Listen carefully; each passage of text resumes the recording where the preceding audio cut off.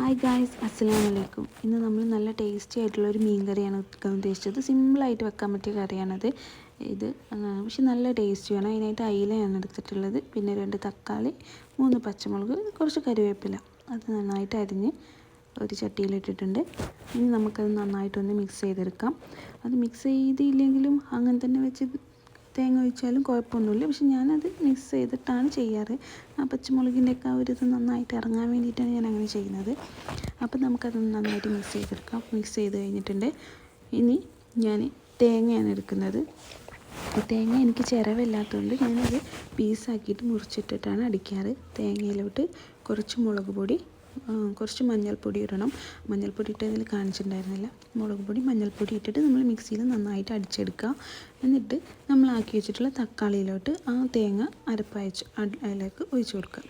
പിന്നെ ഞാൻ പുളി വെള്ളത്തിലിട്ട് വെച്ചിട്ടുണ്ടായിരുന്നു. അപ്പോൾ ആ പുളി ഒന്ന് നന്നായിട്ട് പിഴിഞ്ഞിട്ട് നമുക്ക് ആ തേങ്ങയിലോട്ട് ഒഴിച്ച് കൊടുക്കാം. പിന്നെ ഞാൻ ഈ തേങ്ങയിലേക്ക് പുളി ഒഴിച്ചതിൻ്റെ കൂടെ ആ പുളിയും അതിലേക്ക് ഇടാറുണ്ട്. കാരണം നിങ്ങൾക്ക് ഇഷ്ടമുണ്ടെങ്കിൽ അങ്ങനെ ഇടാം, അതല്ലെങ്കിൽ ഇടേണ്ട ആവശ്യമില്ല. അപ്പോൾ നമ്മളത് ഇട്ട് കഴിഞ്ഞിട്ട് നന്നായിട്ട് അതിലേക്ക് കുറച്ച് ഉപ്പിടാം. ഉപ്പിട്ടതിന് ശേഷം കറി ഇപ്പോൾ നിങ്ങളൊന്ന് ടേസ്റ്റ് ചെയ്ത് നോക്കുക. ഉപ്പും കറക്റ്റാണോ പുളിയൊക്കെ കറക്റ്റാണോ നോക്കുക. അതിനുശേഷം നമ്മൾ അടുപ്പത്ത് വെച്ച് തിളപ്പിച്ച് തുടങ്ങിയിട്ടുണ്ട്. ഇത് നന്നായിട്ട് തിളച്ച് വരണം. നന്നായിട്ട് തിളച്ച് വരുന്നത് വരെ നമുക്കത് കത്തിക്കാം.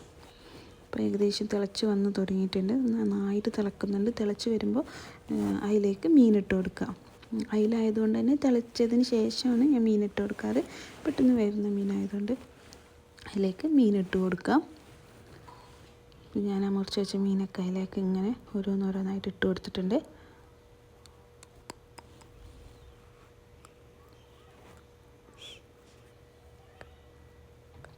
നമുക്ക് ഒന്ന് അടച്ച് വെക്കാം.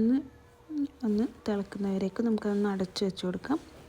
ഒരു 5 മിനിറ്റ് തിളക്കുന്നവരേക്ക് അടച്ച് വെച്ച് നന്നായിട്ട് തിളച്ച് വന്നിട്ടുണ്ടായിരുന്നു. അപ്പം നമുക്കൊരു 3-4 ഉള്ളി എടുത്തിട്ട് ചെറിയ ചെറിയ പീസാക്കിയിട്ട് അരിയാം. എന്നിട്ട് നമുക്കൊരു ചട്ടിയിൽ വെളിച്ചെണ്ണ ഒഴിക്കാം.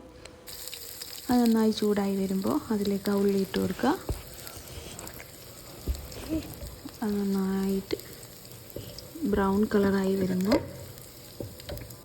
ഇപ്പം ബ്രൗൺ ആയിട്ടുണ്ടായില്ല, അപ്പം നമ്മളൊന്ന് ബ്രൗൺ ആവുന്നവരൊക്കെ വെയിറ്റ് ചെയ്തിട്ട് കുറച്ചൊരു ബ്രൗൺ കളറായി വരുമ്പോൾ അത് നമുക്ക് കറിയിലോട്ട് ഒഴിച്ച് കൊടുക്കാം.